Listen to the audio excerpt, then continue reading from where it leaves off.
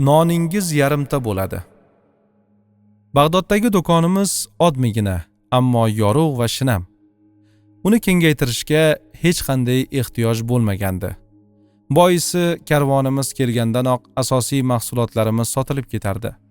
Kirgandanoq o'ngda lavh, joy namozlar osig'liq, tahorat uchun obdasta va tog'ora, keluvchilar uchun suhbatga mo'ljallangan joyda bitta gilam to'shalgan. Xaridor va boshqa masalada qadam ranjida qilganlar shu yerda o'tiradi. Hisobchi boshqa kichik xonada, kamina esa do'stimning yonidaman. Odatdagidek do'konda mashg'ul vaqtimiz boshqa din vakillaridan biri keldi.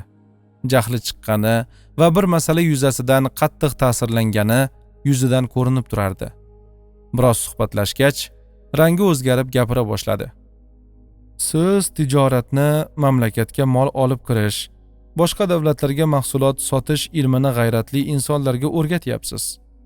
Hali o'zingiz ham yoshsiz. Doimiy foyda kelib turadigan savdoga ehtiyojingiz bor. Bunaqada noningiz yarimta bo'ladi.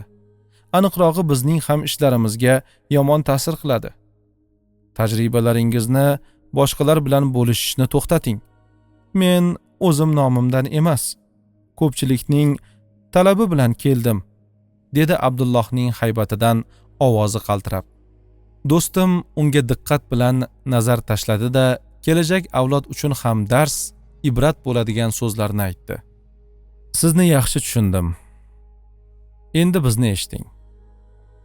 Ilmning avvali niyat, so'ngra anglamoq, keyin amal qilmoq, keyin muhofaza etmoq va oxiri uni yoymoqdir.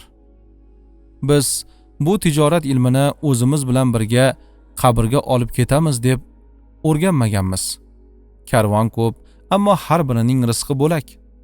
Biz rizqni bandasi kesib qo'yishiga ishonmaymiz. Mana siz bilan bir xonada o'tiribmiz. Siz olayotgan nafasni biz olib qo'ymayapmiz-ku. Ko'chada shuncha odam yuribdi. Qaysi biri mening nafasimni sen olib qo'ymoqdasan deya janjallashmoqda. Insonga aql faqat o'zini anglash uchun berilmagan. Biz musulmonlar o'zgalarni ham o'ylaymiz. Mana Bag'dodday joyda musulmonlar diyorida yashayapsiz. Boysiz. Hech kim mulkingizga chang solmayapti.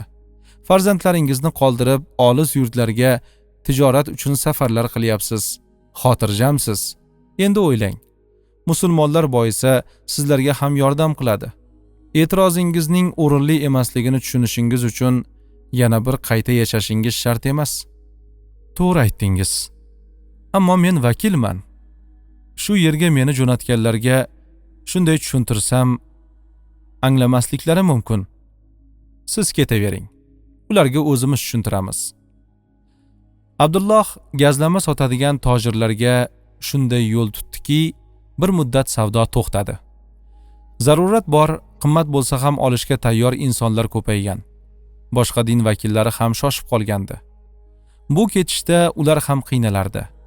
Shu boisdan kelishuv uchun yana oldimizga kelishdi. Oradan bir muddat o'tib, gazlama savdosi boshlandi. Narxlar o'zgarmadi. Qimmatlashidan qo'rqqan odamlar uchun zo'r bir yangilik bo'ldi. Haligi odam yana oldimizga keldi. Musulmonlar vaziyatdan foydalanib rosa boyib ketsa kerak deb o'ylagandim. Angladimki, sizlar haqiqatda hammani o'ylaydigan, birovning zarar ko'rishini istamaydigan insonlar ekansiz. Sizlardek baxtli bo'lishni istayman. Sizlardek boshqalar sevinchi, o'zimning xursandchiligim bo'lishini xohlayman. Koshki sizlar bilan ilgariroq tanishsaydim. Abdulloh uning yelkasiga qoqib tabassum qildi va kaminani ham hayratda qoldiradigan gapini aytdi. Dindosh do'stimning bir ehtiyojini ko'rib, unga yordam bermog'im bir yil nafil ibodat qilganimdan yaxshiroqdir. Ilm mo'minning yo'qotgan narsasi. Uni qayerdan topsa olib ketaveradi. Biz musulmonlarga shu yo'qotganini topib beryapmiz xolos. Biz bir chekkada o'tirib, o'zgalarga aralashmasdan, birovlarga yordam qilmasdan yashab o'tib keta olmaymiz. Katta niyatlarimiz bor. Sog'lom niyati bor odam insoniyatga yaxshilik istaydi. Necha kichik ishlar bor, niyatning tuzukligidan kattalashadi.